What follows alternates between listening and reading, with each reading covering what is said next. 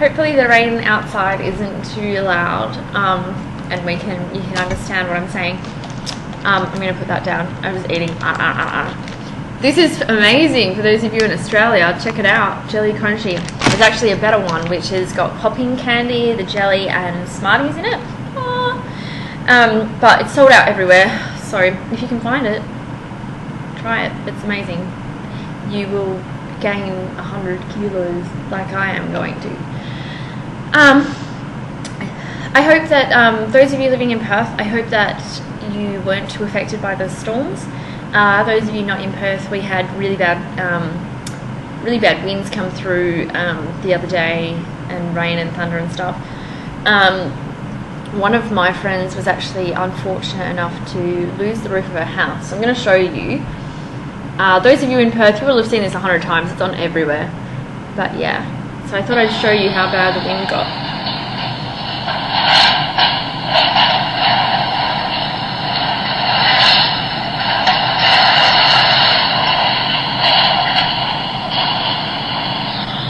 So yeah, pretty crazy stuff. There was supposed to be another storm on the Tuesday as well, so people got really scared about it, and all the news was Perth batters down. And then it really turned into a bit of a non-event. There was a little bit of wind and stuff, nothing great. Those of you who did lose roofs in the second storm, I am really sorry. That must be horrible. I can't imagine losing all that stuff. So yeah, they actually postponed exams on that afternoon as well, just because they thought it was going to be so bad, which is a big thing. Usually unis are just like, suck it. But yeah, so on that note, I wanted to sort of share with you guys things that I've learned that have really helped me for exam study. Things that I've learned doing what I do, which is psychology. Now, probably most of you just went, oh, she does psychology. Yeah, people get really scared by it, but it's nothing to be scared of. People go, oh my god, she's going to analyze my behavior. Oh my god, oh my god. But we don't do anything like that. Like that, maybe, 30 years ago. But 30 years ago, I'm pretty sure that we still thought that smoking was healthy, and yeah, so it's changed a lot. Now it's basically, it's very sort of medically grounded. So I can tell you all of the different parts of the brain and what they do and stuff like that, but nothing really. Oh, I was watching Grace one time, and there was this guy who got really, really angry, and then he was saying things that people were like, well, that's rude.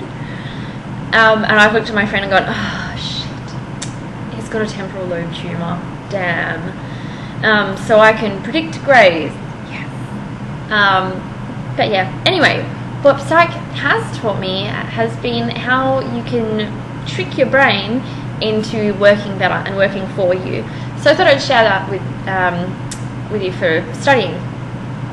Alright, so the first thing is that the biggest trigger for your brain to remember something is actually scent. Have you ever like walked through something and you're like, oh my gosh, it smells like barley in here? Well, this is why. So yeah, you can use this to your advantage. If you have girls' lip glosses, perfect. But something that you haven't really used before. You don't want the scent to have other meanings. You can use it in an exam just by having, as you're studying, have the little scent or oil, I don't know what you want to use. I've used candles before. Have that with you, and then in the exam, it can be like a hand cream that you put on just before the exam starts, or for guys, what I've done is like dipped my pen in my candles before, so that as you're writing, you're getting the scent off the candle, and that's a way that you're not sort of like, because I know that some men don't really want to carry around little oils and be like, oh, that's nice, oh, that's quite, blah, blah, blah. So yeah, scent is a fantastic one for, it helps your brain actually, it helps with the recall. So it makes that easier for you. Also, if you're going to do a all-nighter, this is how you do it. Your brain tells yourself that you're getting tired because the core body temperature starts to drop. So what you can do is, when it starts to drop, bring it back up, but then your brain automatically thinks it's earlier in the day than it is. So I usually do it 11:30 at night, the night before the exam. Oh, make sure you have a really like heavy meal the night before, because if you're anything like me, you're not going to want to eat the next day, so that'll get you covered. I did it on my wedding night as well, the night before the wedding. I ate heaps. People are like, you know, you're getting married tomorrow, you're going to feel dangerous? Yes, I did. Sound like a retard. Yeah, so I've lost my train of thought. Oh, that's right. So yeah, 11:30 at night, have a really hot bath, like as hot as you can take it. Not so you scald yourself. I don't want anyone burning themselves, but so hot that you're like sweating. And basically that'll bring everything up. Then you want to have like a warm room, and you want to have every light possible on. So if you've got like an extra lamp, that's really good just to have. I have like a dimmer. I wonder if I can turn it so you can see. See that thing? That thing is what I use. I'll take that into the study, and I'll do it that way. But yeah, so you've got the light, and you've got the warm temperature, and keep drinking hot drinks. Don't drink coffee. But just hot drinks. So I'm guessing that leaves tea and hot chocolate, but you're not going to drink hot water by itself. So yeah, what else? I had like a whole lot of things that I thought of while I was in the bath. Can you see? Yay, washed hair. See, I do wash. Okay, the other thing is that your exam environment should match your study environment. So something that I like to do, it scares the crap out of you at the time, but trust me, it works, and it's a really good way of figuring out where your gaps are in your learning. Is if you've got an extended answer, put everything away and then start to try and do the answer. Because what will happen is you'll start to do it, and then you're like, okay, I can't remember that bit. What did I write about? It really puts you on the spot. And so it makes you, it's a very quick way of figuring out what you need to go back and relearn. So that works really good. It does scare you, but it's better to happen while you're at your study desk than in the exam. That's the way I see it. Also, make sure you take study breaks. Like they give you toilet breaks for a reason, so use them.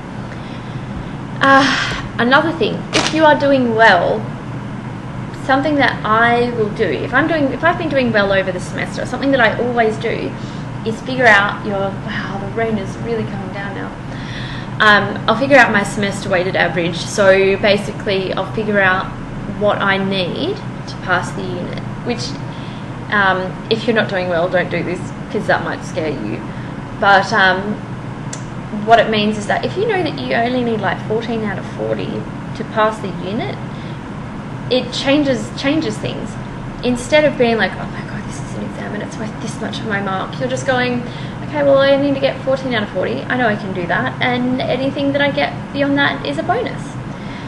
So yeah, and I guess lastly, don't worry about how you're feeling about the exam and about the answers. There have been some exams that I have just been like, oh my gosh, that was really bad. I didn't even, when the lady came around and took the papers, I didn't even want to give her mine. I was just like, oh sure, I failed. And I actually got 80. So it was one of those, exams are one of those things that you don't know how well you're going to do.